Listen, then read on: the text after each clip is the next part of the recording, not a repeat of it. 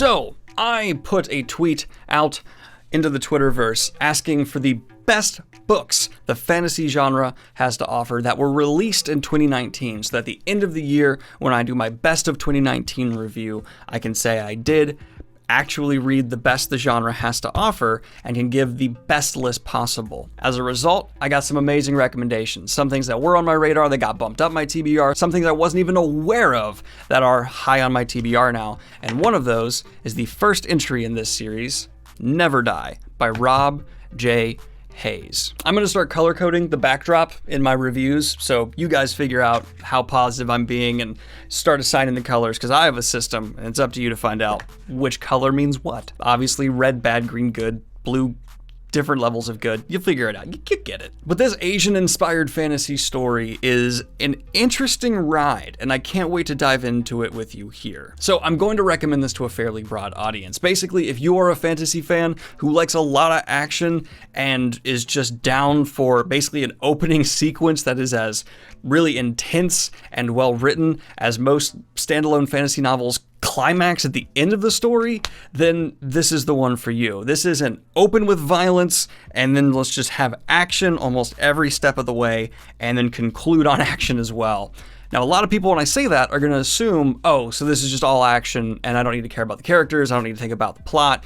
There's not really much there for me to build on, just blood, slash, hack. No, you would be absolutely wrong if you thought that, because Never Die, despite its title having die in it, and it opening with a massacre, has wonderful character introductions, great development of a few of those characters, but really everyone you meet is bleeding with personality, has interesting motivations, are often being coerced or turned into things they don't necessarily want to be, and there's so much going on here. There's not really a like Lord of the Rings level world building going on, obviously. That's kind of like a dumb thing for me to even say with a standalone fantasy novel that's oh so long, and it's not trying to be on that level. But I'm trying to just point out that for what this is, how short it is for a standalone, there is still a lot of world to explore, just through little hints we're getting, the wider mythology that we're allowed to be a part of, and some twists and turns for this story that, well, I didn't not see coming, weren't entirely what I thought they were going to be. If I was going to use another dumb metaphor, as I often do,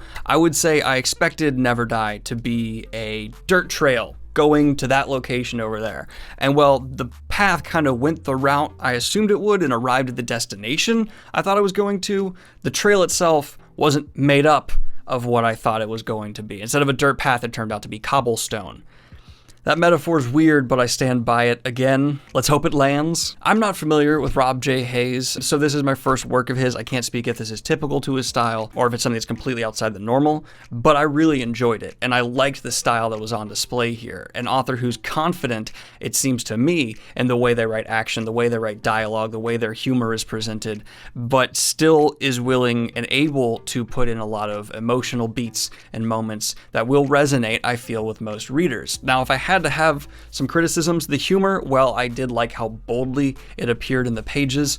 A lot of the jokes just didn't land with me, but that's subjective. I'm not going to mark down the book for that. That's completely something that, as a reviewer, I need to pretty much say, okay, are some people going to find these jokes funny?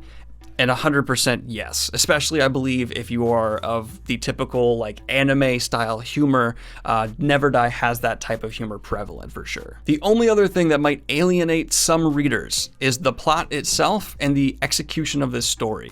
Because Never Die has a fairly simple plot, not really getting into spoilers. Here's the setup.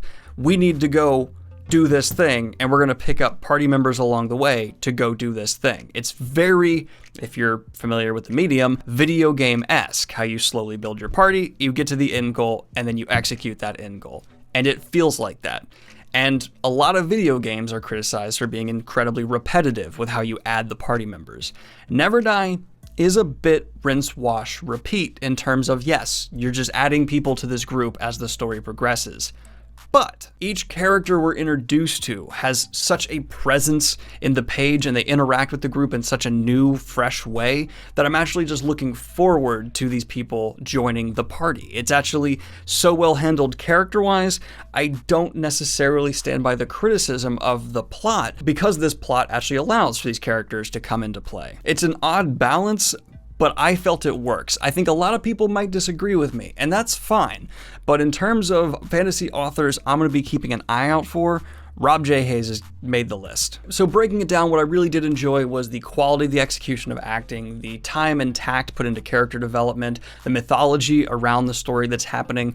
I have some criticisms for humor, and yeah, the plot is a bit repetitive, but I can't really blame that because I feel, and I'd love to hear from the author if this is true, that Rob had this idea for a story, and then in a short amount of time, did a quality execution of that. Now, obviously that's not known for sure, I'm purely speculating, but to me, this feels like the kind of eureka idea you have as a creator, and then you just can't wait to get to page, so you just burn it out. If there was maybe a little more time taken to develop like true to Asian mythology or true to like cultural details, I may be like, no, this feels like it was a longer process. But in my opinion, this just feels like a rager of a writing process. But that is all my thoughts I have on Never Die. And if you guys have any recommendations for books that came out in 2019, leave them down below. This is going to be a fun series of videos to do over the next couple of weeks. I'm really excited to keep this series of videos going and just have books thrown in my lap that weren't necessarily on my radar that have come out in 2019. Anyway, guys, like and subscribe if you have not already. Hit the Patreon if you want to support what I do here. And have a good one, y'all. Peace.